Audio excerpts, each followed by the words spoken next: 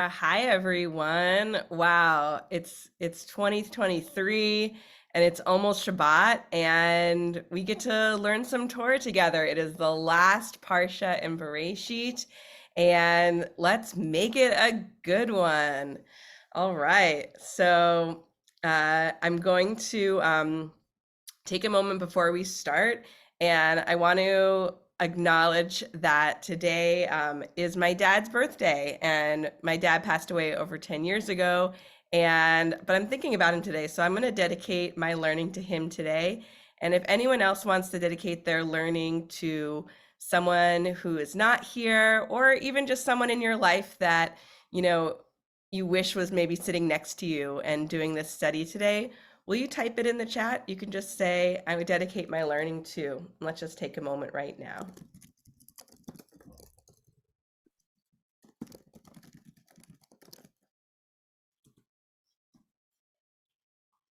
And I love all these Shabbat Shalom messages saying where you're from. We're just going to take an extra minute.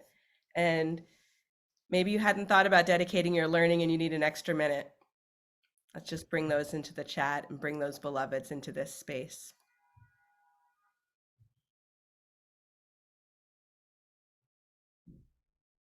Also, my mom's on the Zoom. Hi, Mom. Thanks for coming. Beautiful. So many beloveds. It's also my brother's birthday. Happy birthday to my brother, Rusty. All right, Shabbat Shalom. Thanks everyone for sharing that. I'm about to share a photograph, and some of you are going to know immediately what it is. And for some people, it might be a little bit sad. And for some people, you might not know what it is. If you think you know what it is, I want you to wait a minute before typing in the chat, and then we're gonna type into the chat. So I'm just gonna take 30 more seconds if folks want to add dedications, and then we're gonna shift gears.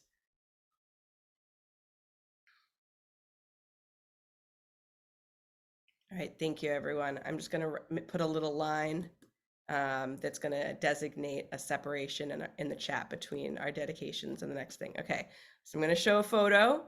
And by the way, we do have an amazing source sheet for today. We're just going to do a little opening activity before we jump into the text. You will all get the source sheet, and I will be sharing my screen.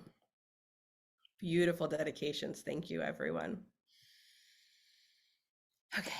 All right, I'm going to share this photo. And if you think you know what it is, just hold on to it. And then when I say go, if you want, actually, you can type in the chat. Just don't hit enter. All right, I'm going to share this photo.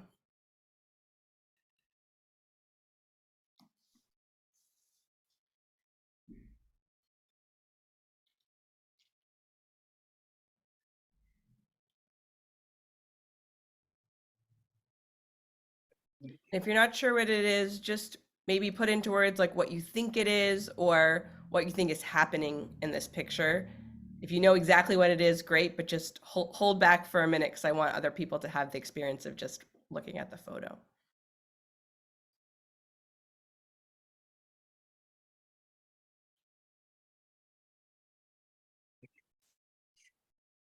Okay, just one hint is that these two squares are, if it was a video, it's that they're actually pools, so there's water flowing in these two squares here. Okay, if you think you know what it is, type it into the chat. So a bunch of people wrote 9/11 Memorial.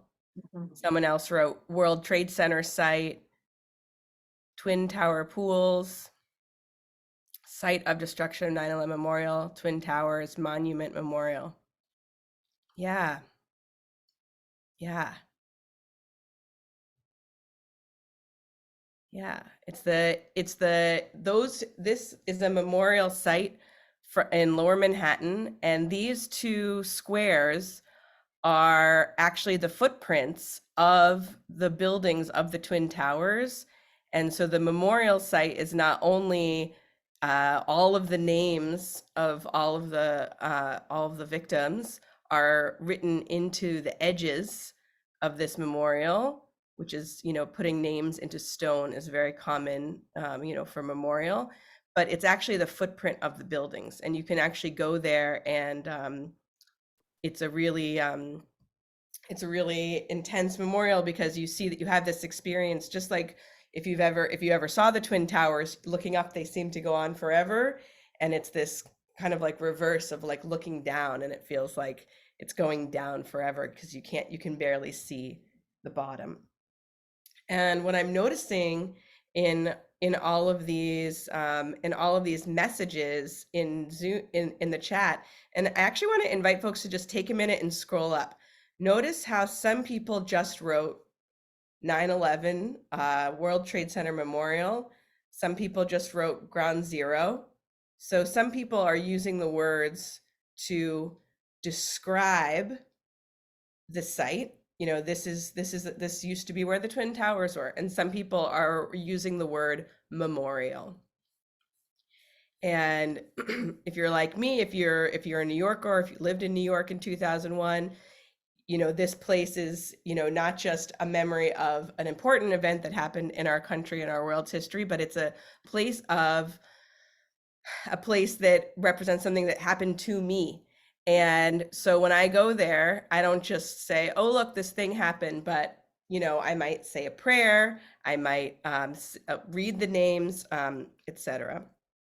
And I wanted us to look at this, just to think about this idea of what do we do when we come to, what do we do with the location of something important that happened? If we pass by a place where something very, very serious happened, perhaps something tragic, something joyful, what do we do with that place? And I personally feel very grateful that this place is not just, for many years it was a construction site, but this place is named. And that when I go there, probably my first instinct when I go there would be like, I feel sad, I don't know what to do, I feel like I should mark it in some way. What prayer should I say? How can I memorialize this space? And I find this particular site so impactful. I feel overwhelmed with emotion when I go there, and I feel grateful that there's beautiful trees and that there's beautiful poetry to read, in addition to all of these names. And we're starting with this because in this week's Parsha, there is an event that I'm not going to say what it is yet, but where some of the characters in the Parsha pass an important site where something important happened, and we're going to see what they do about it, and we're also going to see what the rabbis of the Talmud say a person should do when they return to a site where something important happened. Next, I'm going to I'm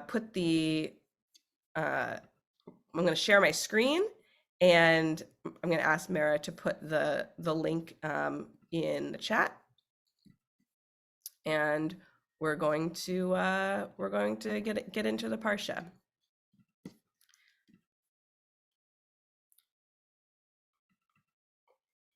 All right, so we are in Parashat Vayechi. Again, we said this is the last Parsha in the book of Genesis. And the Parsha opened with Jacob telling Joseph his dying wishes. And you have to imagine we're still in Egypt.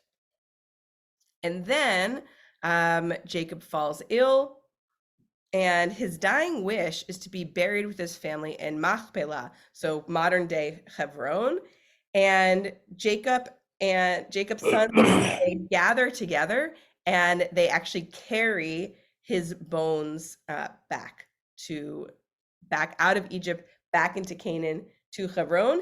And by the way, and then they come back to Egypt. That's a whole nother topic we're not going to get into today, but very strange, right? They came to Egypt because of the famine. They got very comfortable there, and they traveled all the way with all of their animals, but not their wives for some reason. Wives stayed in Egypt all the way to bury Jacob, and then they come back to Egypt. And the scene that we're going to start reading is now with everyone back in Egypt. And we have this line in Genesis 50:15. So what you have to understand is the scene is now after they buried Jacob, but the brothers are kind of reflecting on this moment of when Jacob's father died. So here's what the line says. When Joseph's brothers saw that their father was dead, they said, "What if Joseph still bears a grudge against us and pays us back for all the wrong that we did him?" So this is a very interesting moment because there's been so much reconciliation between Joseph and his brothers. We pretty much have not heard about the horrible things that Joseph's brothers did to him, throwing him into a pit, leaving him to die.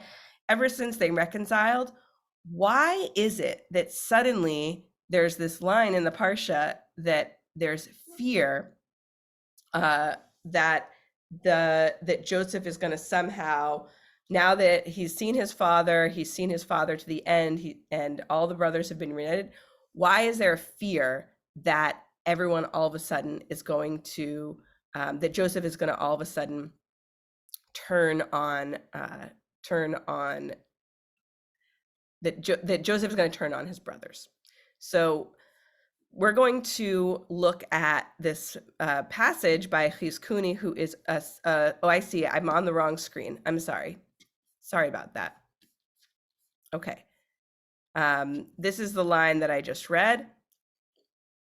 50:15. When Joseph's brothers saw their father had died, they said, "What if Joseph still bears a grudge against us and pays us back for all the wrong we did him?" We're going to look to answer this question. Where is this coming from? Why all of a sudden are Joseph's brothers worried that Joseph still bears a grudge? And he has this Chizkuni, who's a 13th century commentator, has a really interesting answer. Here's what he says. Yeah, they're having some guilt. Their father can't protect them anymore. By the way, I love people writing in the chat. It's great. I might not read all of them out loud, but other people will see them, and I think it really contributes to the conversation. And yeah, they're still feeling guilty. It's true. All right, here's what Chizkuni says. Perhaps Joseph will hate us. When the brothers had returned from burying their father in Canaan, Joseph passed the pit into which the brothers had thrown him. And when he passed the pit, what did he do? He recited the blessing, "The God who has performed a miracle for me at this place." When the brothers heard this, they became afraid that old animosities might flare up again. So I think this passage is absolutely fascinating because, again, it's not that Joseph and his brothers passed the pit and Joseph was like, "Hey guys, remember how mean you were here? Good thing it all worked out."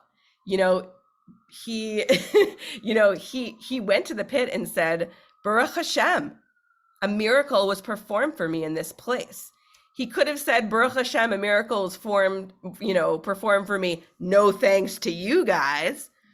But he didn't say that. There's not as much ability for us to read sarcasm in the Torah. Maybe this was a sarcastic comment. But Joseph sees this moment of him being thrown into the pit as a miracle. In no way does this line seem to be that Joseph is accusing the brothers of anything.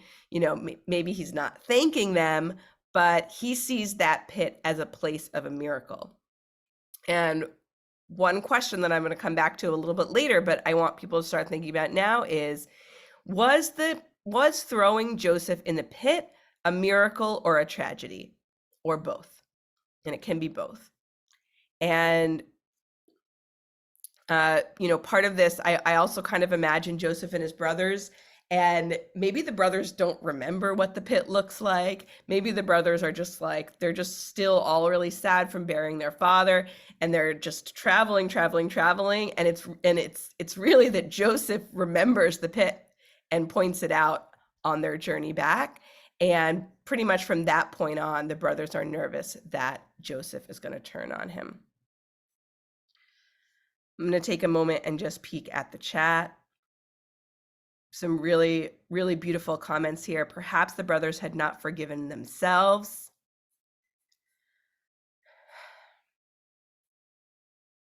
So the question here is like, is Joseph as forgiving as he seems, and what should they do about it? People are already saying it's a miracle. It's both, a tragedy that becomes a miracle. Yeah. Great risk, great benefit. All right, let's keep going to the next line. So what happens in the next? This is literally the next pasuk, the next verse in the parsha. So they sent this message to Joseph. Before his death, your father left this instruction. So shall you say to Joseph, forgive, I urge you, the offense and guilt of your brothers who treated you harshly. Therefore, please forgive the offense of the servants of the God of your father's house. And Joseph was in tears as they spoke to him. His brothers went to him themselves, flung themselves before him, and said, we are prepared to be your slaves.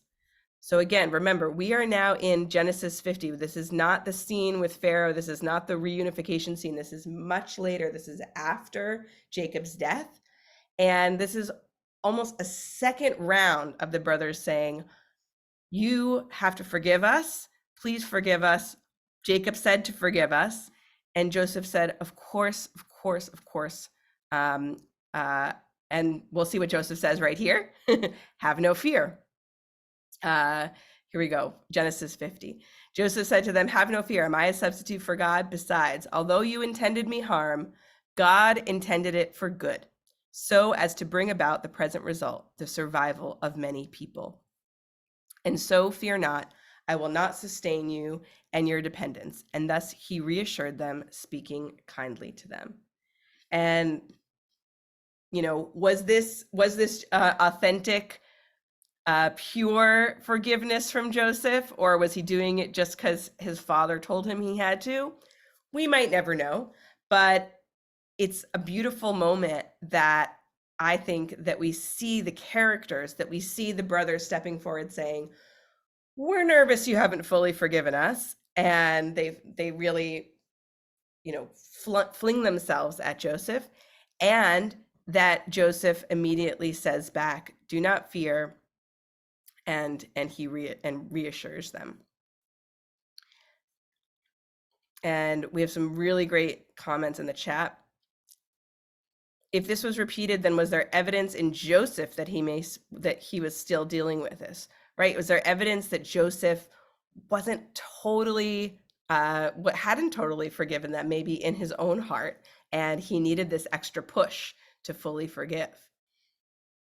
And, this other level, Jay wrote, it seems that Joseph believed that this was God's plan all along.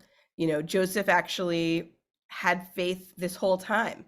We think of Joseph, Joseph has this kind of yo-yo life of like being the favorite son, and then being in the pit, and then getting out of the pit, and then being in jail, and then working for Pharaoh.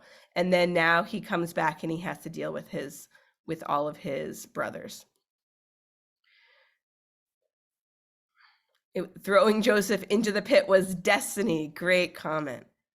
And then Robin has this really, really good question.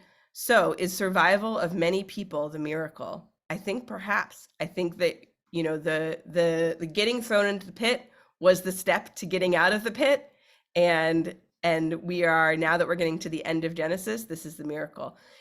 Other people probably would argue that the miracle is that Joseph made it to Egypt, because that's what led to saving the family later in the story, because of the famine. Of course, that also led to the slavery that is coming. All right, we're gonna be talking about miracles versus tragedies in a second, but I'm just gonna see if there are any more comments or questions. You folks are really on it today. The brothers may have believed that if the shoe was on the other foot, they wouldn't forgive him. And then someone else, Tanya, wrote, I believe Joseph's faith in God enabled him to be generous in his forgiveness. Forgiveness is a choice. Oh, I love this. Ellen wrote, Joseph's dream comes true. The brothers bow down to him in the end, like sheaths of wheat in Joseph's dream. Yes, this is that moment. Isn't that amazing? Uh, there's so much in Joseph's dream where, he seems to just be building up his own ego. But here, maybe that actually was prophecy. I personally think that this moment that Joseph shifts into kindness is really, really beautiful. To me, what I'm still questioning is what's then the brothers' reaction to Joseph deep what appears to be forgiveness, and it says he reassured them, speaking kindly to them, and it has this Vaidaber al libam, he speaks on their hearts. Vainachem otam Vaidaber al libam, he comforts them and speaks on their heart. He reassured them, speaking kindly to him. We never see what happens, how the brothers react to this this response. And this is a very interesting limbo moment that Joseph and his brothers are in Egypt after Jacob died, but before this, what we'll see in next week's Parsha, the new Pharaoh that didn't know Joseph arises. And for me, what's so impressive, and I want to say like emotionally mature, especially for a Torah character, is this process of the brothers feeling this fear and doubt, expressing it to Joseph, and then Joseph being able to reassure them. We have someone referencing, is there a connection between the 9/11 pits and these pits? Yes, there is. We're going to come back to that in just a moment. Joseph is Tikkun Olam. Rabbi Danya Ruttenberg says forgiveness is giving up the hope that things could have been different. I love that. It's a beautiful, beautiful definition. Great book that Rabbi Danya Ruttenberg just wrote about forgiveness. All right. We're going to move into this question of what do the rabbis of the Talmud tell us about how we should react or pray when we, or what should we say, what should we do when we pass a location where a significant event has happened. I think that there is a connection between the story that we read about Joseph and his brothers happening by, we don't know that they meant to take a route where they walked by the pit that Joseph was thrown in, and this event which led to the brothers speaking out. I'm going to pause my share screen just for a minute, because to me, I because of this Chizkuni reference, it's not just out of nowhere the brothers are like, our father's dead, we're feeling nervous, we better say something, I hope Joseph's not mad. But there's something really special about the fact that they witnessed Joseph pass this pit and say this line about the miracles. So let's just look at that one line one more time before we go to the Talmud. When Joseph,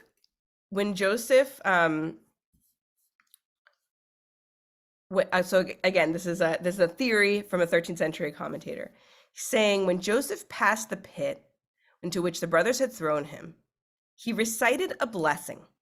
So again, we have all these theories, beautiful, important comments in the chat about imagining Joseph's perspective and his ability to be forgiving, to have faith, to look on the bright side. He said the blessing, the God who has performed a miracle for me at this place. She'asa li nisim b'makom hazeh. So very similar to the blessing that we say over our Hanukkah candles. He recited the blessing, the God who's performed a miracle for me in this place. And so what I'd like us to do now is I want us to look at a place in the Talmud where the rabbis are discussing, what do you do when you come upon a place where a miracle happened?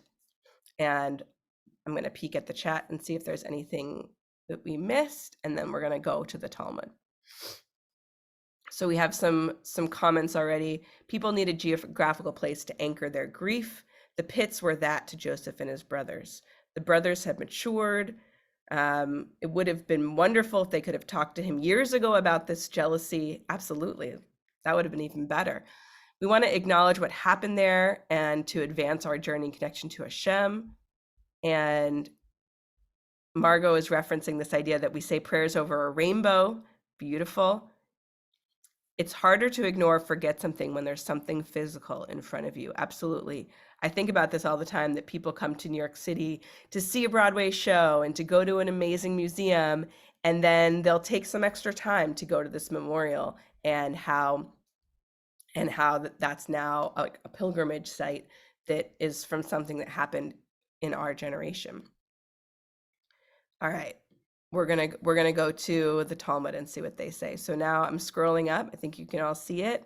We're going to the part where it says Brachot 54a. The Gemara asks, for a miracle that occurs for the multitudes, meaning a group of people, we recite a blessing. But for a miracle that befalls an individual person, we do not recite a blessing. Wasn't there an incident where a certain man was walking along the right side of the Euphrates River and a lion attacked him, and a miracle was performed for him, and he was rescued? He came before Rava, who said to him, every time that you arrive there, meaning the spot that he was saved from the lion attack, every time you arrive there to the site of the miracle, recite the blessing. And then this is the same line that maybe Chizkuni was quoting here, actually. But it's in Aramaic, but actually, no, here it is in the Hebrew. Baruch she'asa li nes b'makom hazeh. Almost the exact same word. It's blessed is the one who, for me, did a miracle in this place. And now we're going to hear a different story.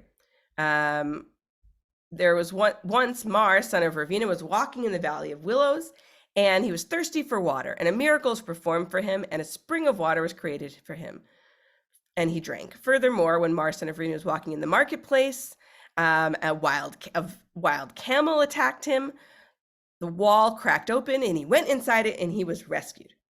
Ever since, when he came to the willows, he recited this blessing for blessed is the one who performed miracle for me in the willows and with the camel. And when he came to the marketplace, he recited, blessed is the one who performed the miracles for me with the camel and the willows, indicating that one recites a blessing even for a miracle that occurs to an individual. So part of this debate is, do you say it for an individual versus a group?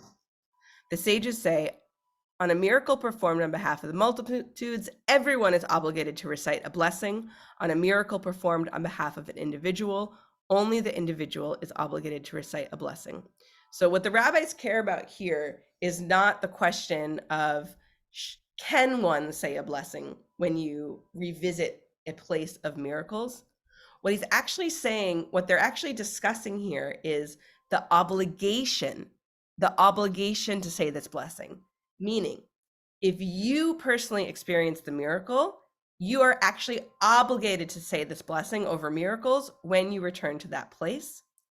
And whereas if the miracle happened to a group of people, then actually anyone in that group of people needs to say the blessing when they return to that place. And I'm just going to pause to see if there's questions in the chat. Some great comments here. Yeah, so it gets a little complicated. So we have a comment here is, it gets a little sticky. How are we sure this isn't, idolatry or building up this, what's the difference between, a memorial stone and praying? It could be, like idolism, right? It's like worshiping an idol. So is that a problem? And what are we doing to this site? And, what we're looking at right now in the Gemara is not about the marker of the site. In the case of the willows or the case of the marketplace, it's not necessarily, there's not necessarily a stone or something that you're like worshiping the stone. But yeah, headstones in a cemetery is like a memorial stone. So I think, again, we're on this kind of dance between a tragedy and a miracle, and in a minute we're gonna see the rabbis also try to figure out the answer to this question. And folks are already starting to ask, wasn't the miracle not for Joseph, but actually for the entire Jewish people? Exactly. So that's really one of the questions. Should only Joseph have recited that blessing, or maybe all of the brothers should have had gratitude for what happened there because it led to everyone being saved from the famine? Okay, so the rabbi, this is where the rabbis go, and the person who said 9/11 was a blessing, not a blessing, rather a curse. I agree with you. We're gonna go and see what the Gemara says about something that appears to be a miracle, but then maybe shouldn't be designated as a miracle. So here's what they say. This is the next page of the Gemara. We skipped a little bit of the previous page. I actually really recommend, Sefaria, you can click on it and read the whole thing. I really recommend reading it. It's really interesting. All right, Berachot 57b. And one must recite a blessing upon seeing Lot's wife. So, as it is stated, but his wife looked back from behind him, and she became a pillar of salt. This is earlier in Genesis. And the wall of Jericho that was swallowed, as is written, and the wall fell down flat, Joshua 6:20. The Gemara asks that one recites the blessing on all of these. There are miracles, however, Lot's wife is a tragedy. Why recite a blessing on a tragedy? And then the Gemara answers, in the case of a tragedy, you should say, Baruch Dayan Ha'emet. So you say a blessing, but you say a different blessing. So the blessing for miracles, I'll just go back up here in case anyone wants to, put it in their pocket for next time. It is very, very similar to the Hanukkah blessing. Baruch she'asa li nes bamakom hazeh. Blessed is the one who did a miracle for me in this place. That's the blessing for the miracles. And then the Gemara goes on to say, if you hear news that is a tragedy, we say Baruch Dayan Ha'emet, blessed be the true judge, which is also something that many Jews say when they hear of news of a death. And the Gemara goes on, we only have a little bit more. But the Baraita teaches that for all of these, one must give thanks and pray and offer praise. The Gemara answers, the language of the Baraita should be amended and teach. Over Lot and his wife, one recites two blessings. Over his wife, he recites, blessed the true judge, and on Lot, he recites, blessed who remembers the righteous. As Rabbi Yochanan said, from the story of Lot, it's possible to learn that even during a time of wrath of the Holy One, blessed be he remembers the righteous. As it is said, as it came to pass when God destroyed the cities of the plain, God remembered Abraham and Lot, and sent Lot out of the midst of the overthrow, and when he overthrew the cities in which Lot dwelt. Okay, I'm going to pause the screen share for a moment because we are getting towards the end. We have some great questions, and I want to keep the discussion going. So here, the Gemara, I think, gives a really interesting answer.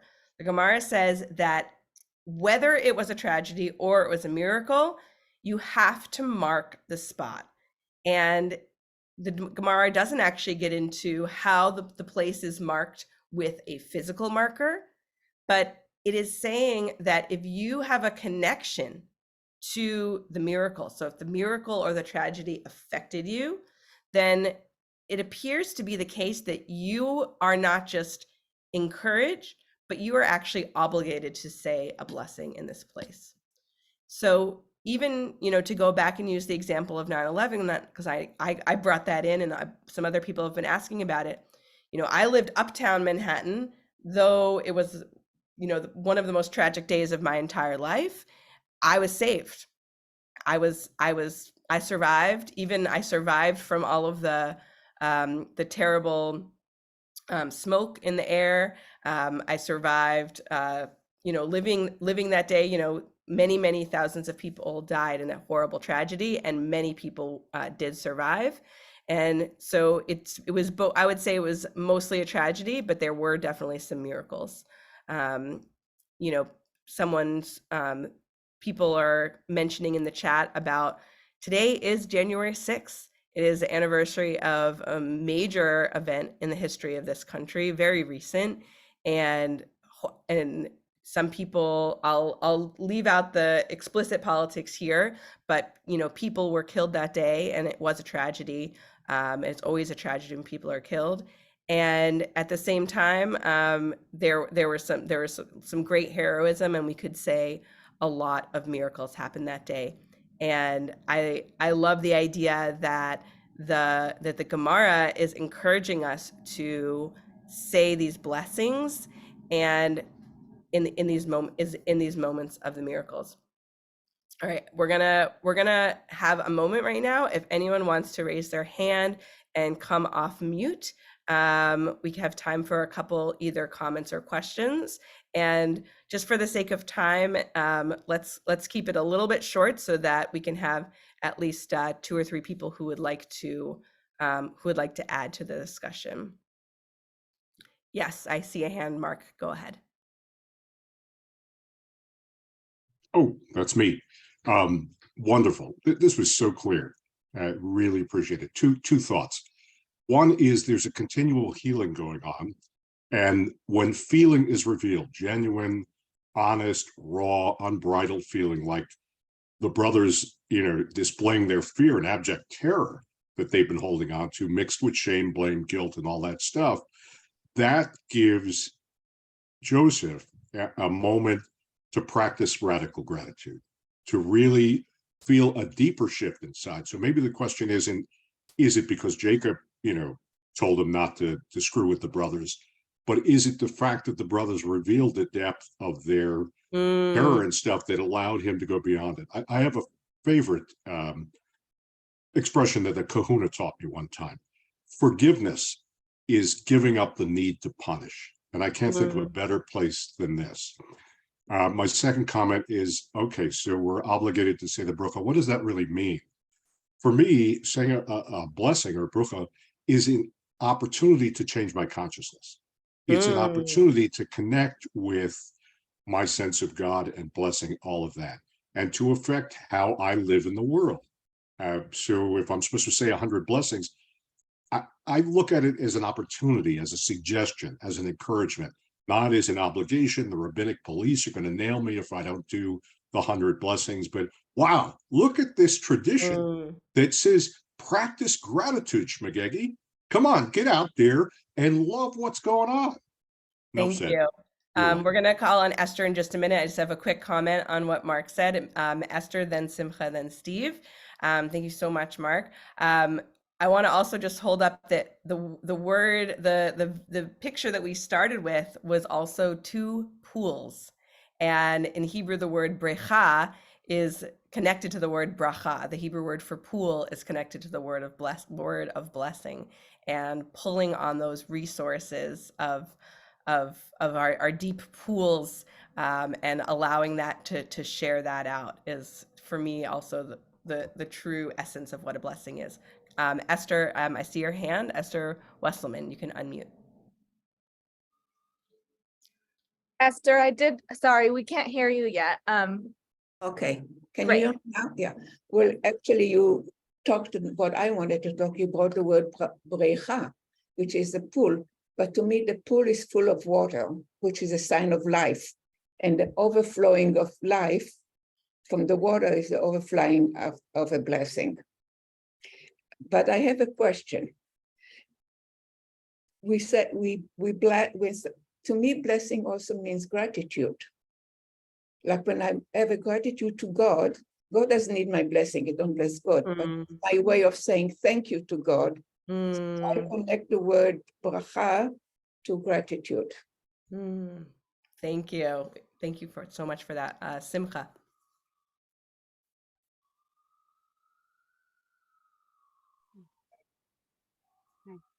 Thank you for this morning, and thank you for the shares and everyone being here. Something that I really heard from the speaking something I practice.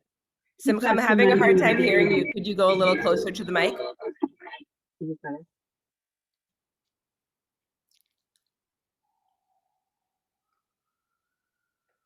Simcha, I think we'll have to come back to you because we can't hear you. I'm sorry. Is this better? Yes. Okay, great. Sorry, I forgot I was hooked to my Bluetooth. Okay, I said thank you, and then I'm just gonna go ahead and say something that really came through in this share, in this knowledge, and this wisdom, and this collective right now is like when something hard happens, if we're able to bless it, there's an acknowledgement of what it is. So an acknowledgement means we're not avoiding the really hard things too. And with acknowledgement, I then can ask myself, like, why would I be handed this? Like, why would I, like, what is here for me to learn from, to grow? Like, this is an obstacle course. And if I'm really, this is for like me being the highest good, like, how is this to craft me to be a better human? I think of David being carved out of the stone, you know, like he said, like David was always there, just carved, like all of these really hard, like being thrown in a pit, like it's a miracle to be with self for that long, right? Like, I think that's what we're all up to. And so if like something really bad happens, like, okay, how can I be with myself really kindly through this?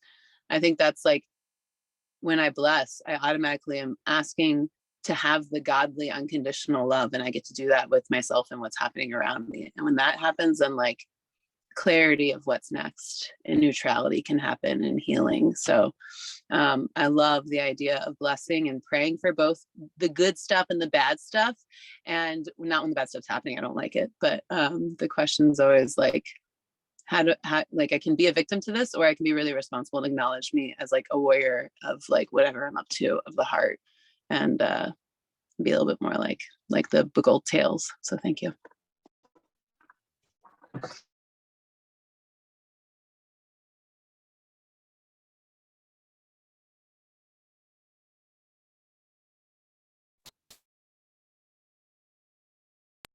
Steve, we'd love to hear from you. Yeah, can you hear me?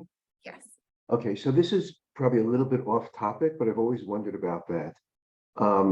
There are places or shrines where people go and ask for blessings, whether it's to the Rebbe, the Ohel, or to Rabbi Nachman, or to the Western Wall. I mean, because those are maybe a more direct line. But I mean, and everybody does that. They'll drop notes in and put into the wall. So when you're asking for a prayer or a blessing, are there more powerful places, or is that just what you believe? Or I'm just wondering, all things being equal, pray in your own house, or is it more powerful to go to these places where everybody's asking for every kind of blessing that there is? Yeah, I love that question, Steve. Like the difference between, hey, if you come here, you must say a blessing, which is what the Gemara we read, you know, Masechet Brachot, the first chapter, the first Masechet, the first tractate of the Talmud that says you must say a blessing, and this is the blessing you say in this place, versus actually I have a very specific prayer for healing, a prayer for finding my soulmate. I have this prayer and I want to make sure it's heard.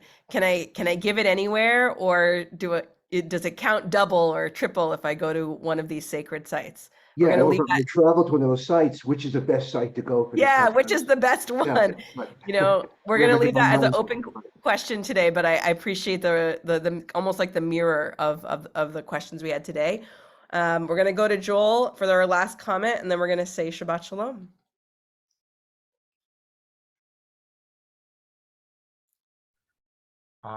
Could you define miracle? Mm. All right. We have, here's what we're going to do. Our last way we're going to close is with this really great question from Joel. Can you define miracle? I'm going to go back to what we just read. So this guy is in the marketplace. He's being chased by a camel, and he needs safety. And by the normal laws of physics, he could not, a stone wall would not open up and give him a hiding place. And yes, it did. You know, the Talmud usually, when it says that God performed a miracle, usually it has to do with defying the laws of physics, something other than what you would expect. But I'd like to hear if anyone else wants to add their own definition of what is a miracle. And then we will, you can throw it in the chat. What is a miracle? You know, it's commonly said, you know, if you see something once, it's a miracle. And if you see it something 10 times, it's just science. And yet I've seen some gorgeous, you know, waterfalls in my life, and other gorgeous signs that I felt were miraculous. And let's see what some of the other definitions are coming in here. My son is a miracle, something that's wished for. It's not likely to happen. All right, well, may everyone have a miracle or at least a surprising and joyful Shabbat. And I'll pass the mic back to Mara to close this out. Shabbat Shalom, everyone. Thank you so much. Thank you all. It was so lovely learning and hearing your insights on this Parsha. We will be here next week in a new book. We'll be looking through the Exodus starting next week. And we hope to see you here. We're wishing everyone a Shabbat Shalom and hoping that you find the big and small miracles wherever you are in your life. Bye-bye, everyone.